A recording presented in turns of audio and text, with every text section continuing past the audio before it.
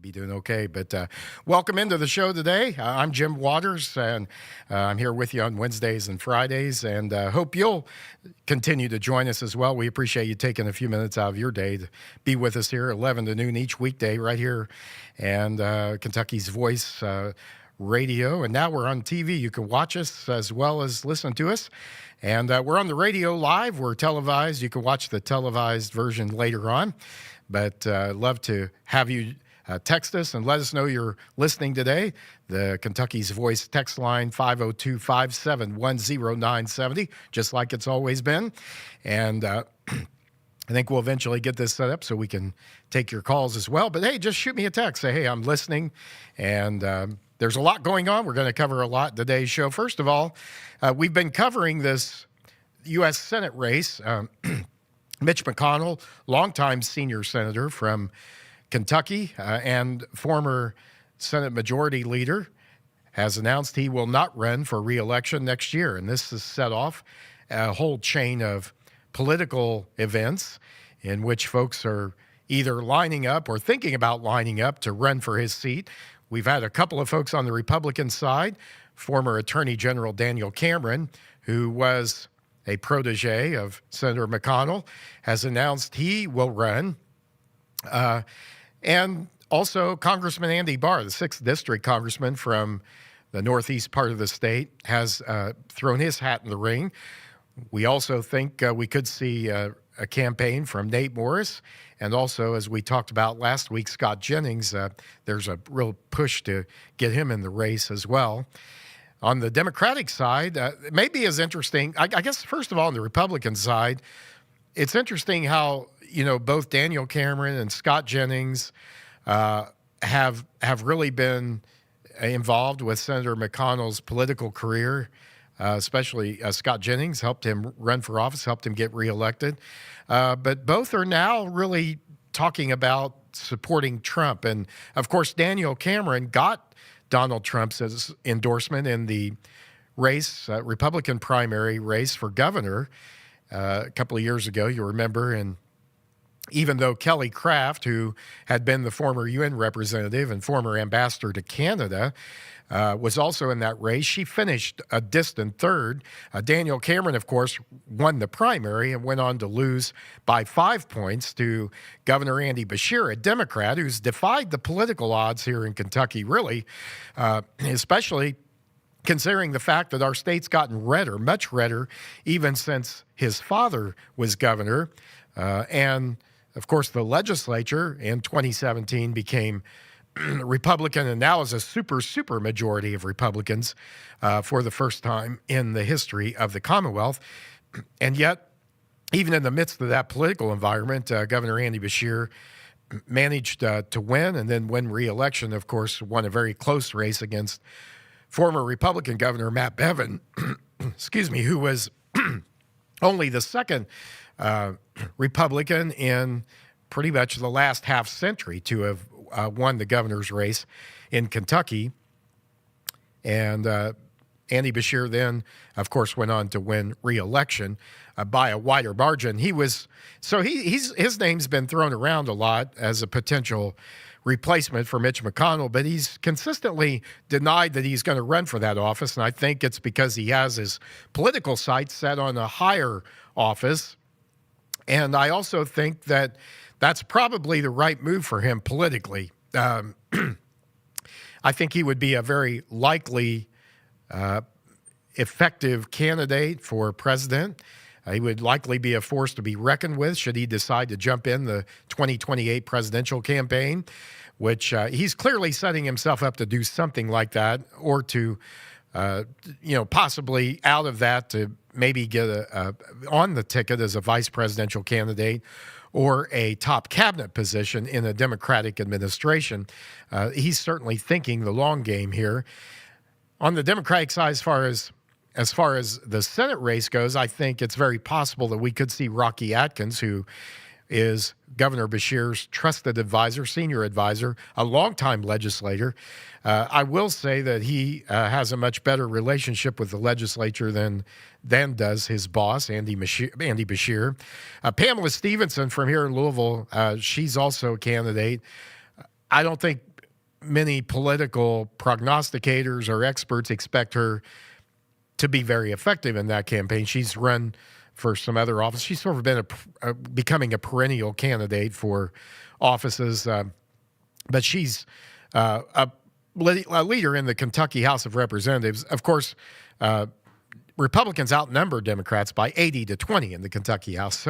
So they're pretty much looking for anyone who will take a leadership spot. Just to be honest with you, I have never been that impressed with her abilities, political or otherwise, on the floor in what I've seen in her comments. But we could have a dark horse too. Who might that be? But let's go back to Beshear for a moment. And Andy Beshear recently was on the Jon Stewart podcast, and I think it's obvious that Democrat could have a chance of winning in 2028 unless they're willing to offer up at least some criticism of the direction the party's been going on. And to Beshear's credit, he does that. Let's have clip one. Here's Andy Beshear talking about his party. A challenge for the Biden administration was if you overregulate the programs you put into place, they take so long to create the jobs or get the internet out there that people don't feel it by the next election. Did you have rural broadband programs that were supposed to come to Kentucky that ended up not coming to Kentucky?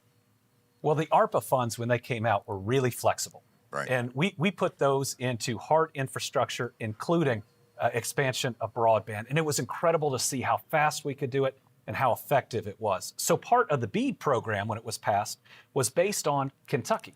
But what we had to do was write about 3 Encyclopedia Britannicas to the regulators who had never instituted one of these programs, which we had. So instead of sending the money and then auditing what we did, watching what we did, overseeing what we did, we had to plan and double plan and triple plan. And because of that, there's not 1 inch of fiber from the BEAD program that's out there yet. So we as Democrats, we've got to be honest with the American people about our failings. Right. I think that the BEAD legislation was amazing and transformational, but we've got to be practical and say our first job is to get things done.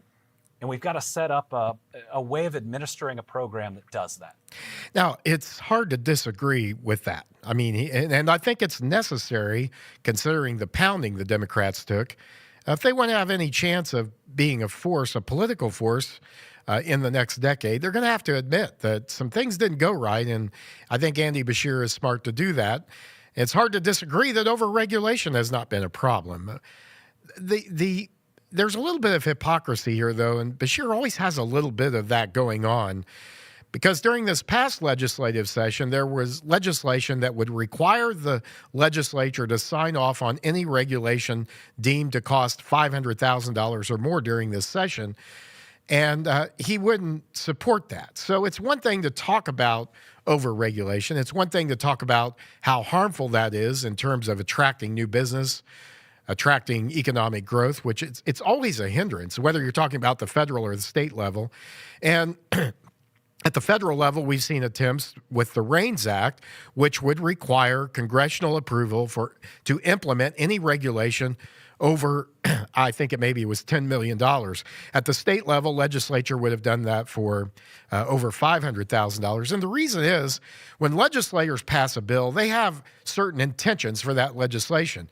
But when the agencies get a hold of it, when the bureaucracy gets a hold of it, they tend to go way beyond or do something much different than what lawmakers intended for them to do. So this gives lawmakers a chance to come back and say, that's not what we intended, and we're not going to approve that. We're going to hear some more from Beshear's comments on Jon Stewart. I think some real insight into where he's at politically when we come back here on Kentucky's Voice. Don't go away. Thanks for joining us.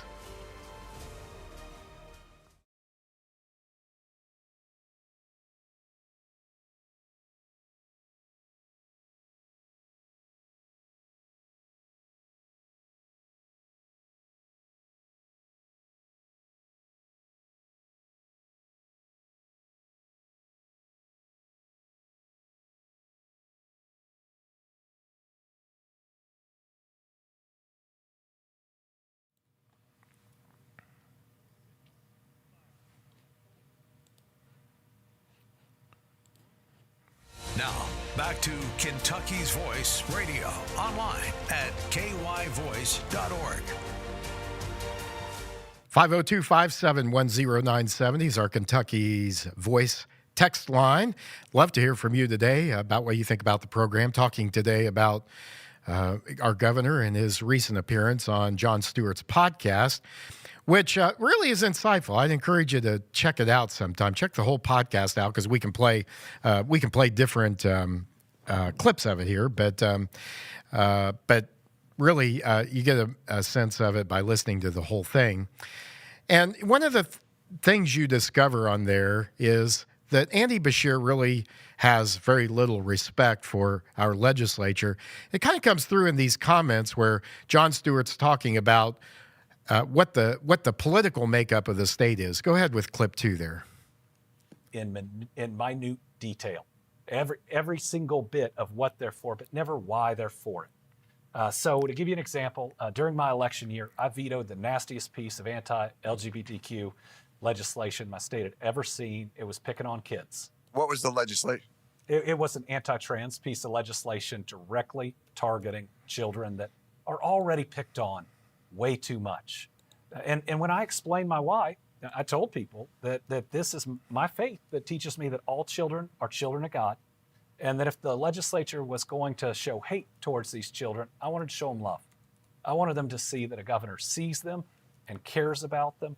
And I'll never forget the next day, I had somebody walk up to me and I thought, oh no, stuck out his hand, I shook it, and he said, I'm not sure I agree with what you did, but I know you're doing what you think is right. So when we talk about that why, sometimes we can get beyond that one hot issue and get more towards, are the people running our state or running for office trying to do what they think is right? Are cultural issues your toughest legislative fights? Because obviously Kentucky culturally, very conservative. They've been red for a very long time. Is that where you've had the most difficulty with the legislature? And what's the makeup of the legislature? You know, if it's reflective of 30% to Trump, is there a supermajority of Republicans? What's the makeup that you're dealing with? There is a super majority on the other side. I'm not sure that there's anything really super about it. So nothing super about our Constitution, apparently, that sets up the legislature to create the policy, make the laws, decide how taxpayer dollars get spent. And you see, Beshear doesn't give the legislature the grace that, hey, even if they're wrong, they're trying to do what's right instead. He wants, that's what he wants. That's the grace that he wants. But when the legislature decides something he disagrees with, particularly on a conservative social issue, they're all a bunch of haters, even though the legislation they passed includes the types of policies supported by Americans and largely by Kentuckians. So I don't call seeking to protect children from harm and empowering parents in education like Senate Bill 150 did. I don't consider that hate mongering.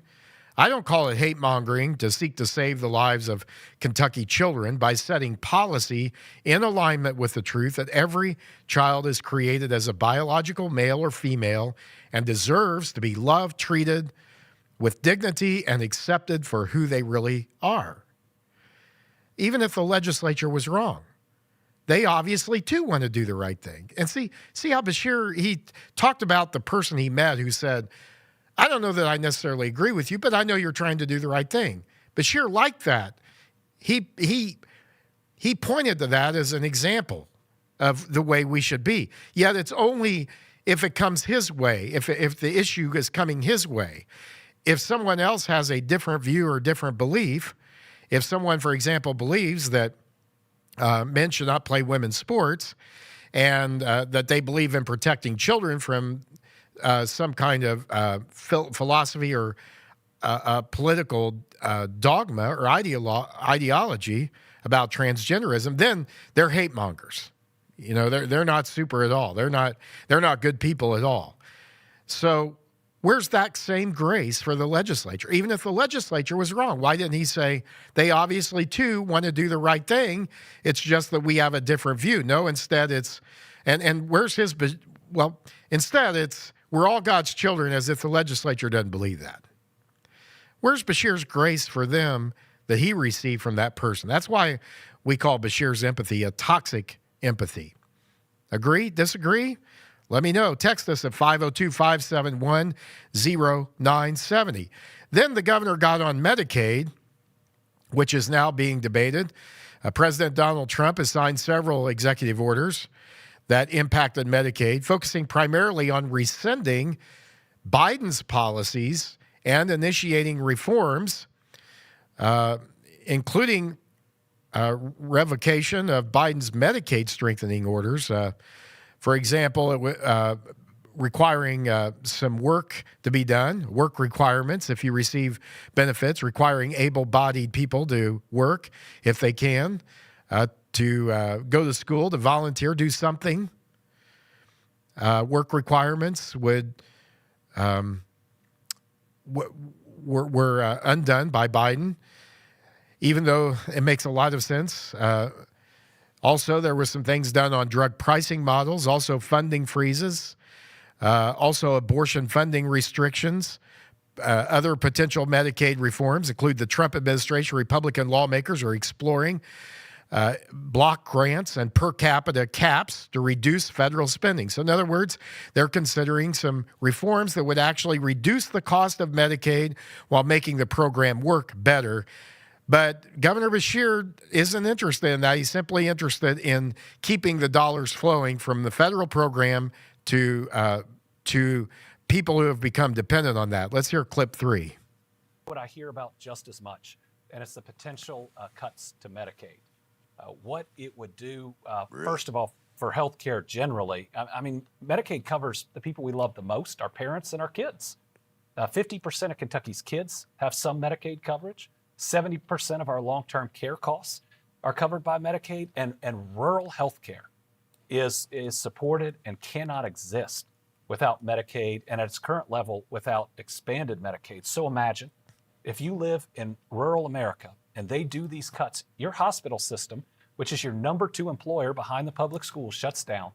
All those jobs are lost. It hits your economy, but then you, whether you have private insurance or Medicaid, have to drive an hour or 2 for your appointment, for your parents' appointments, for your kids' appointments, to see the same doctor who lost their job in your town in a bigger city. And, you know, I think this is really insightful about how dependent Kentuckians have become on federal funding, federal programs. When Medicaid was started, folks, it was not intended to be a huge program. When this was started back in the 1960s, it was meant to provide a safety net to low-income Americans, those who were truly disabled, those who were truly poor and could not do anything about it in terms of getting any kind of health coverage. Now we have 1 in 3 Kentuckians on Medicaid. And Beshear's not interested in any reduction of that dependency on this government program. That's what it is. You heard him say that without Medicaid, rural hospitals wouldn't survive. That's how dependent we've become on this. But I think there's a reasonable in-between here, at least at this point in time, which is I don't find it unreasonable. I don't think most Kentuckians and most reasonable Kentuckians, and most Kentuckians are reasonable, by the way, would find it unreasonable to require able-bodied people to work if they can. And just because fewer people would be on Medicaid doesn't mean it's not working. It may be working as it should be. We should be reducing the number of people dependent on a federal program when it was never intended to be a long-term solution. It was intended to be a safety net, only a long-term solution to those who were truly disabled and truly indigent. The problem is when Beshear's daddy was governor, he expanded Medicaid eligibility. He took advantage of the Obama plan to do that. And as a result of that, many people joined Medicaid, whereas previously they'd had their own private health insurance. But they said, why should we pay for it if we can get it free from the government? So reducing those numbers isn't in and of itself a bad thing. It's what we should be striving for, in my view. More on this coming up on the next segment of Kentucky.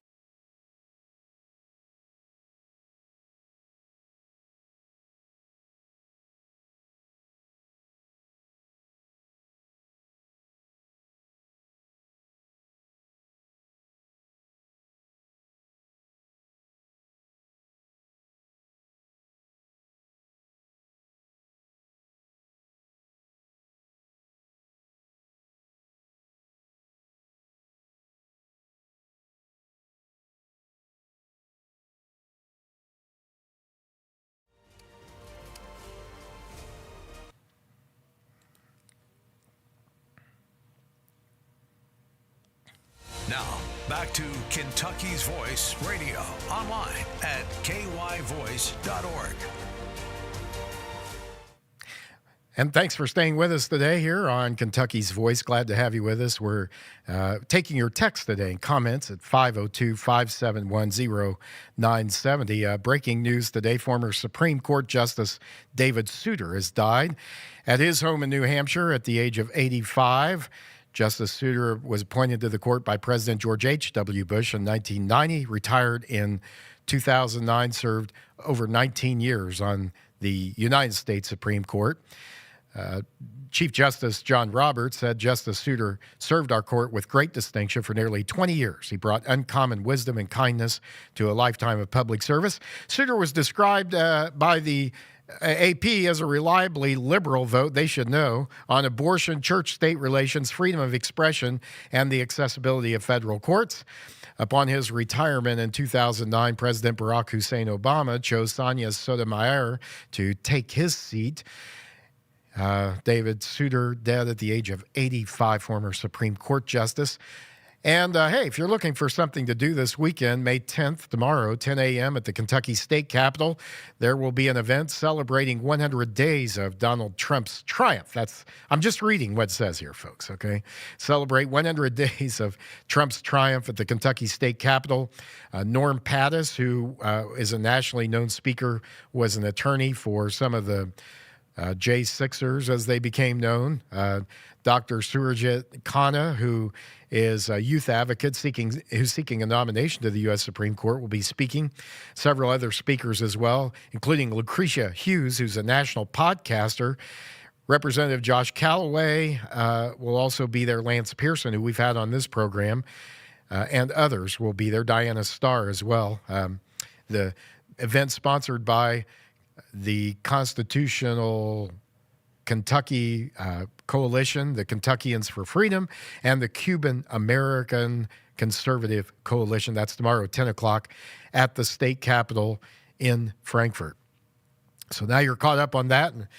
And back to Andy Beshear and his recent appearance on a podcast with Jon Stewart. And it's obvious that Democrats know they're going to have to be willing to point out some of the things that have gone wrong with the Beshear administration. And I'll give Andy Beshear credit.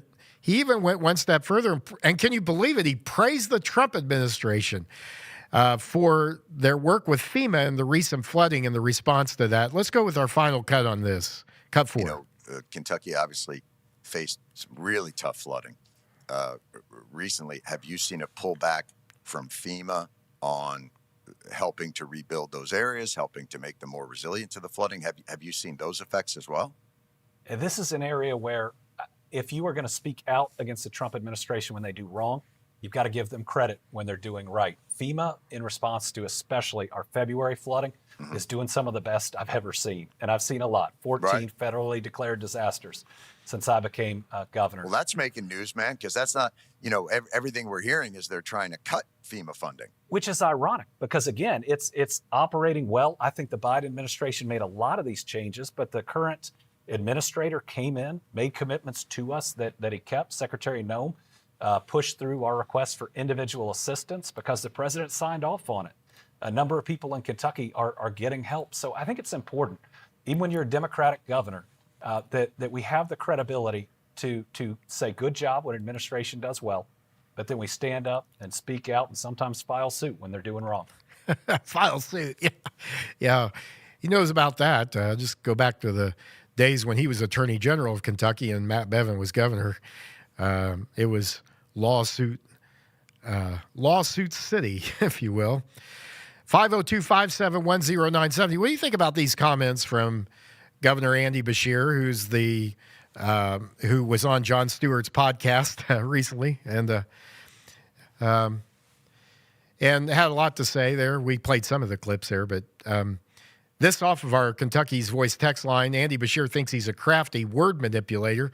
Protecting children with gender dysphoria issues is protecting them from themselves, as we would protect any child with mental issues. Appeasing their weaknesses is wrong. That's a pretty good observation. Would love to hear from you what you think about what he's trying to do. He's obviously trying to set himself up to run for a higher office and is seeking, he has a lot of political ambition, which you have to have. I don't care whether you're Republican, Democrat, whatever your party, whatever your partisan makeup, wherever you come from. If you want to succeed politically, you have to want to. You have to have that fire in your belly, as they say. And so kind of changing gears here for a second, we have a new pope. And he's, are you ready for this? From Chicago. Yeah, from America, an American pope. I think this shocked the bejeebers out of everybody, really. Nobody expected an American to be chosen as pope. And there's always been the reason for that's been given has been that, well, America already has enough influence in the world, and we need somebody who is from a poor country, from an impoverished country, who can appreciate the plight of the poor and really help them. And so I think everybody was surprised. I did not remember seeing this candidate's name in any of the so-called finalists or in any of the speculation about who might be Pope. All of the names were from other countries. And yet it's Pope Leo is what he's going to be known as. I think it's Pope Leo the 14th. I think that's right. But, you know, the Pope is, and of course, the Pope is a spiritual leader, but I think we need to also recognize that the Pope also has a lot of political influence as well. Popes have long influenced global politics, and it was no different. It's been no different in modern times. I think particularly stark example of this is when Ronald Reagan was president and the relationship he had with Pope John Paul II and how Pope John Paul II worked with Reagan to defeat communism. And talking about this is Ed Meese, who was the former attorney general in the Reagan administration. Let's play that clip. Martial law in Poland cuts off communications with the outside world, arrests 6,000 members of Solidarity, on and on and on it goes. And the president and Pope John Paul II meet in 1983, as I recall. Okay. There's coordination of some kind. That's what I want to ask you about. Actually, 82. 82, June excuse 30 me. seconds. I'm sorry, I misspoke. June of 82. Solidarity, we know the story. There's a decade. Solidarity regains its legal status in 1989, and in 1990, Lech Wałęsa takes office as president of a democratic Poland. Now, a couple of quotations once again. Dick Allen, Richard Allen, the president's first national security advisor, quote, "This relationship between Reagan and the Pope, this was one of the great secret alliances of all time." Second quotation, George Weigel, John Paul II's biographer, that the claim that the two men entered into a conspiracy to effect the downfall of communism is journalistic fantasy, close quote. So how do you characterize what took place between the White House and the Vatican and between those two men? What's the correct way for us to understand it? Well, it's interesting that even last night there was a little bit of a dispute between two of the people who were speaking about what this was. And I think that it's somewhere between Dick Allen and George Weigel. I think there's no question. I believe that what you had here, first of all, going back to Ronald Reagan and his religious faith, I think it was that faith which made him admire the Pope. And particularly this Pope, because you had a very strong person on behalf of his faith, upon behalf of his church, and that the whole thing of what he had done up to that time, Ronald Reagan admired, and admired him as the leader of his church. So it was natural, I think, for him to admire that kind of leadership. But beyond that, then what you had was you had two people, both leaders, one in the secular world, one in the religious world, with parallel interests.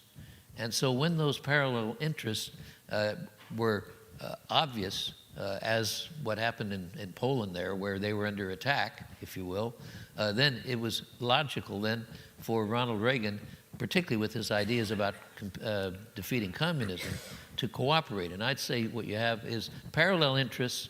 It was not as George Weigel says, it was not some deal, or as Carl Bernstein wrote about, it was not an alliance or a treaty or anything like that. What it was two people with interests in common, who were cooperating, and as they cooperated, learned to trust and appreciate and to like each other.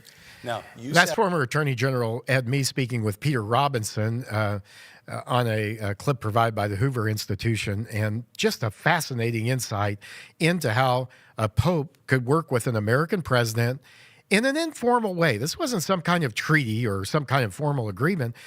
And that's the best kind. I mean, here's a pope who really did see the devastation that communism had caused to much of the world, much of the eastern part of the world, Eastern Europe, and to his own country, Poland. And so he was aligned from the heart. This wasn't something he did just for political purposes, but it worked. It helped bring down the Iron Curtain. And what will this next pope do? We'll find out. Anyhow, coming up, we'll talk about teachers.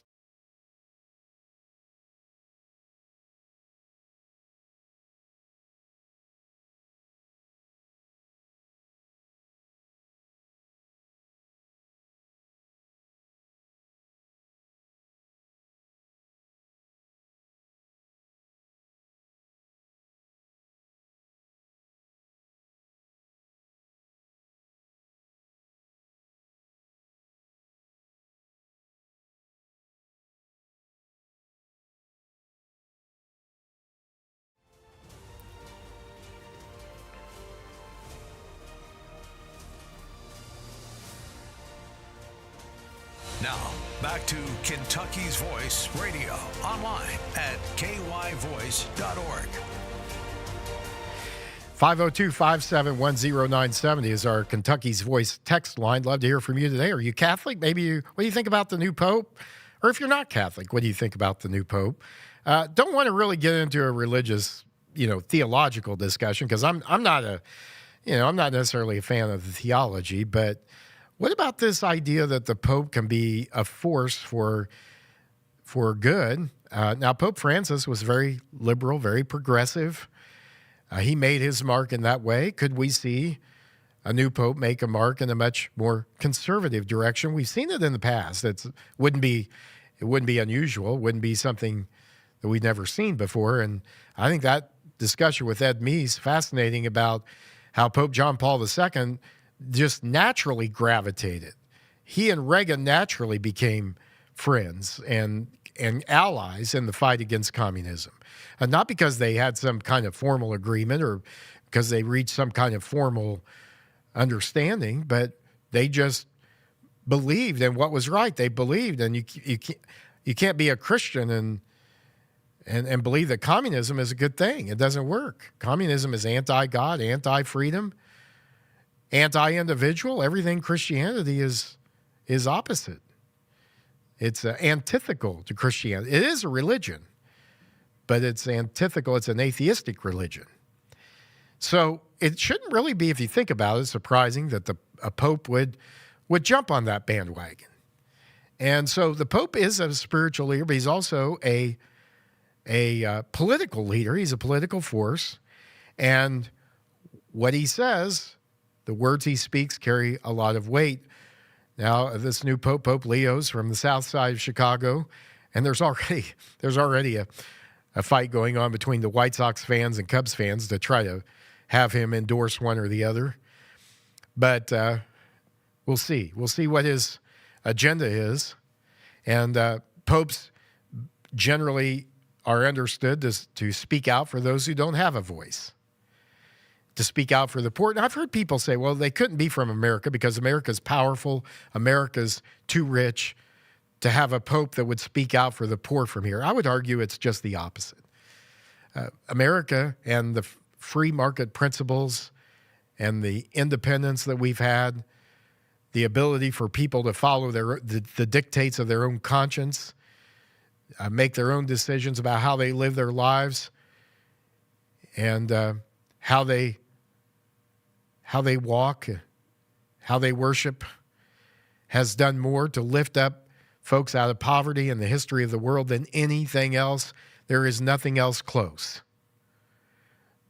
And so I would argue that having a pope from America makes all kinds of sense. Having a pope from a free country makes all kinds of sense because of the way that these principles have lifted more people out of poverty. If you're concerned about poverty, then you need to be concerned about the policies that have helped people out of poverty. We'll see how this goes. There's going to be a lot of issues he can work on. China, the relation, how China relates to the rest of the world, that could be an area. We could see, of course, the Middle East conflicts, some cultural shifts in the West. And I think that's the question is, will the new Pope uphold traditional values like John Paul II, or will he lean progressive like Francis? We'll find out. 502-571-0970. Get your comment in. I'll try to get to it here before the end of the program. Here we have a comment on our Kentucky's Voice text line. Pope Leo XIV supports open borders. This is the new Pope, by the way.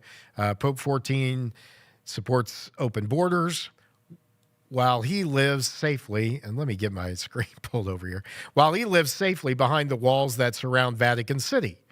Just because he's an American doesn't make him the best fit for American Catholics. The Vatican lost U.S. donations due to Pope Francis's agenda. This is a clever ploy by the Vatican to get donations from the U.S. Catholics. Interesting observation. Could be, and that's certainly the challenges that the Catholic Church have faced here in America with the sexual abuse, the child sexual abuse issues, the other problems that they've had, the decline in donations, the decline in giving. Could this be a way to respond to that, and hoping that some American Catholics will get back on board and start putting some more silver there in the offering plate, if you will? I don't know if they call it offering plate in the Catholic Church or not. I don't know, but they have some way of something to put your coins in. So we'll see. We'll see how this works out. 502-571-0970, our Kentucky's Voice text line. Love to hear from you about what you think about the new Pope, about whether he'll be progressive or conservative, about Andy Bashir's comments in his podcast with Jon Stewart. And I'll just give you a minute of a preview here. Next week, the Bluegrass Institute will release the second of a series of 3 weekly reports on public education spending in Kentucky, authored by economists Dr. Paul Coombs and Dr. John Guerin. This report will highlight the significant gaps in staffing and funding trends that are most pronounced at the district level. This report, for example, will show that total public school staffing in Kentucky's K-12 public schools grew 39%. 39% inflation adjusted, 39% between 1990 and 2024. That's total staffing. That's all staff. That's teachers, that's aides, that's anybody that's on the staff. Grew by almost 40% between 1990 and 2024. Well, it's not inflation adjusted. I shouldn't say that because it's not dollars, but the dollars I'm going to give you are inflation adjusted. And we'll look at that. Per pupil funding, for example, has soared from $8,400 to $19,700 in inflation-adjusted dollars. And that is despite a 10% decline in the average daily attendance of students. So remember, we've got a decline in the average daily attendance of students, and yet at the same time, we have a 40% increase in staffing in Kentucky's K-12 schools. We have a 57% increase in the percentage and the numbers of non-teaching staff in our K-12 schools. These are folks who are on the staff but not teaching, and they're doing other things in the school. They're aides or they're administrators. And that's really, when we get to the heart of it, what's going on here, because the data show that district-level staff at the district office, increased 62% since 1993. That's compared to 15% increase in school-level teachers. And at the same time, student attendance dropped by 3%. So here you have student attendance dropping, you have average daily attendance declining by 10%, but all of the spending is increased. Per pupil funding has increased from $8,400 per pupil to $19,700 $700. That is a 136% increase in per pupil spending in Kentucky's K through 12 schools, inflation adjusted over that time. So in 1990, we were spending $8,400 in 2024 dollars per pupil. In 2024, we were spending $19,700. And in fact, even staffing had plateaued in 2013, and yet we were still increasing. We have still been increasing per pupil spending. So here we have lots of increase in administrators, aides, non-teaching personnel versus teaching personnel. We're spending a lot more on staffing. We're spending a lot more, as we saw in our report last week, on retirement benefits. Compensation packages for teachers have greatly increased, and yet student numbers are down. Average daily attendance is down. So there's a gap here, and we need to know more about this. We need to know why taxpayers are being asked to pay so much more for staffing in schools, and so much of it going at the district level. Staff, get that now, staff at the district level increased by 62% since 1993. Who are these people? What are they doing?